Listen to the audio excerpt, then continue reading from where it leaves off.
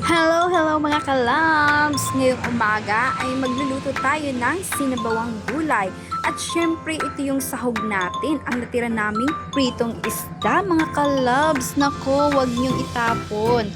Okay, so ito yung pagulong, ang gulay na pinakamasarap at paboritong-paborito namin. At ito yung mga ricados namin, syempre bawang, sibuyas at sili. Ayan, so wow, ito nga po palang mga pusa naming mababait kung tulog. So, si Fighter, si Glocos, at si Charming. So, tatlo na lang silang natira kasi nawala na yung blooming namin. Okay, ayan, magsisimula na tayo mag-iris ng ricado. So, unang-una natin ay yung bawang. So, syempre, dahan-dahan at baka kayo'y masaktan.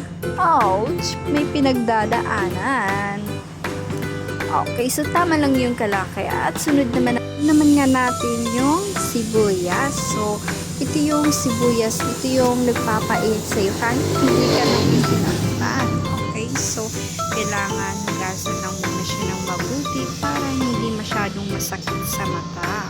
Okay, ayan. Sunod naman natin hatiin ay yung sili. So, kami pala kung naglalagay ng sili. So, tinatanggalan muna namin ng buto.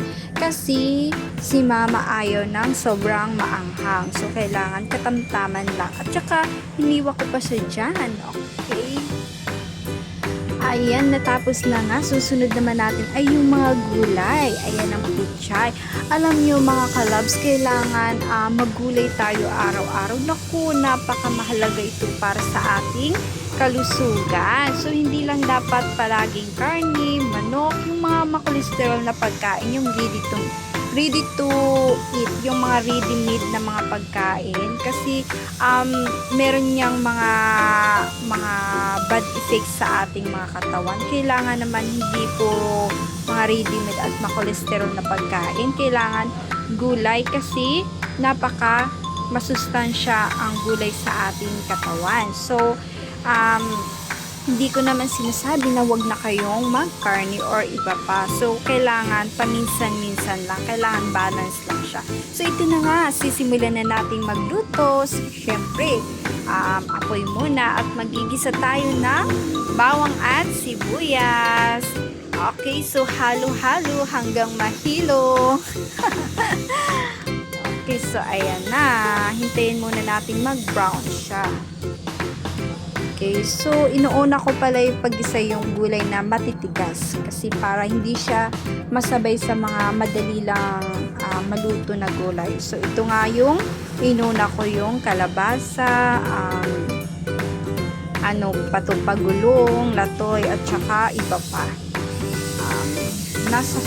Okay, so hinalo-halo muna natin siya hanggang mahilo. At pagka malambot na nga, lagyan natin ng kunting asin para pampalasa. At saka ayan na nga, so halo-halo pa rin. Okay, so okay na, pwede na natin siyang lagyan ng tubig. So nasa inyo kung gaano karaming tubig ang ilalagay nyo. Kasi kami mahilig kasi kami sa sabaw.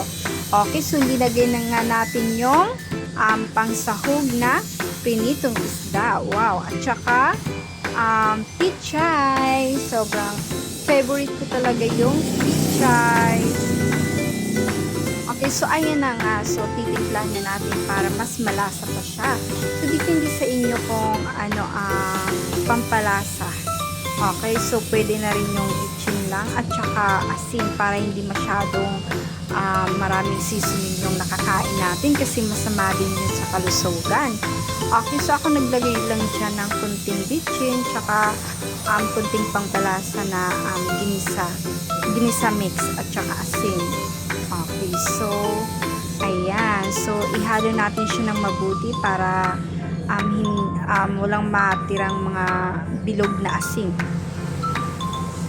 Okay, wow, okay na siya at ihalo-halo pa rin para matunaw talaga yung asin sa ilalim. Yan, mukhang masarap na talaga at naaamoy ko na talaga ang sarap ng ating gulay. Wow! Okay, so pwede nyo rin tong gayahin mga mamshi sa inyong mga anak para mas lalong malusog. Ayan, mukhang luto na rin ang linuto nating sinabaw na gulay. Wow, pwede na siya ihain. Okay, pagkatapos nga ay i-off na natin yung apoy at pwede na siyang i-serve. Wow, super yummy, super healthy. Mga ka-moms, mga ka-loves, super yummy. So, gayahin nyo na. Thank you for watching my videos.